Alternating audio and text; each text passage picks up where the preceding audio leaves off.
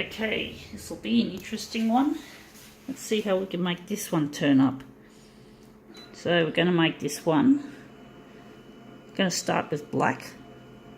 This is a black and white original, but we're going to do something interesting to it. No, we don't need that. This is an A4. We've stuck it to a piece of A4. So bleed removal. Do we want that? I don't think so. Text enhance. That could come in handy. Right, we're doing a negative positive reversal. And we've got minimal settings here for the color adjust, so the contrast. Going full range with the contrast and the copy density. Down to the darkness. See how we can make this one look. Right. What is it? What have we got here? It's kind of interesting. I found it. It looks like Japanese lessons. So, yeah, well, Konica Minolta, the company that made this photocopier, is Japanese. So we're using a bit of this to make our photocopier art, and we're doing a nice, interesting take on this Japanese lesson, I think it is.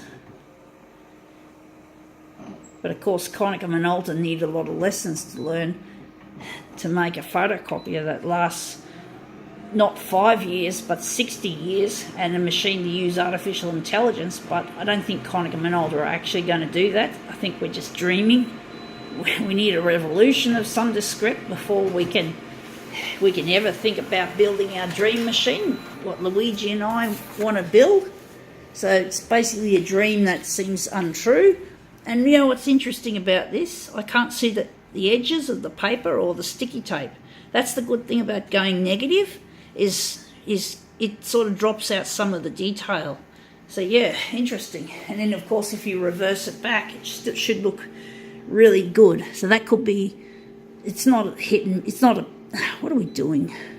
It's not the greatest technique on earth, but it'd be good if the photocopier could do that automatically. But I'm wondering if we're just going to leave, we're just going to go. What are we doing? I don't understand why I keep entering this. Wondering there can be improvements done, I do think.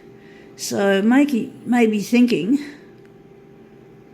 I don't know why, I think we're just getting a bit silly. Okay, we're going to make the second one yellow. We're going to get into the colours now.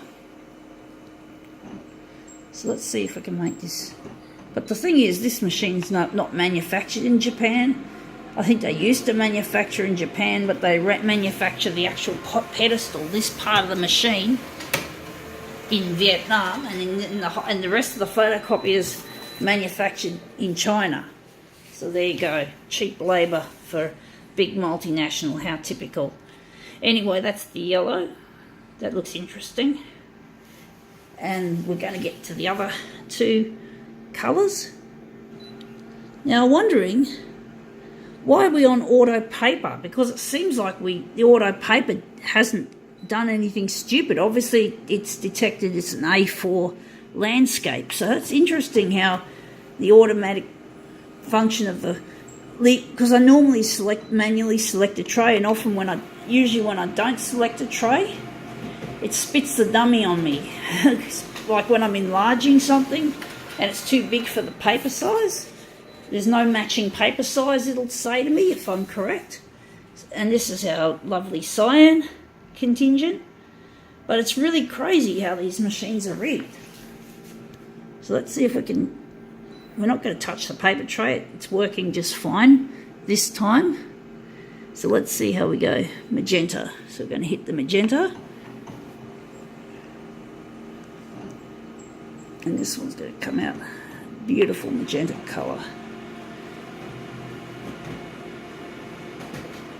Here we my fourth and final copy is this lovely colour, magenta.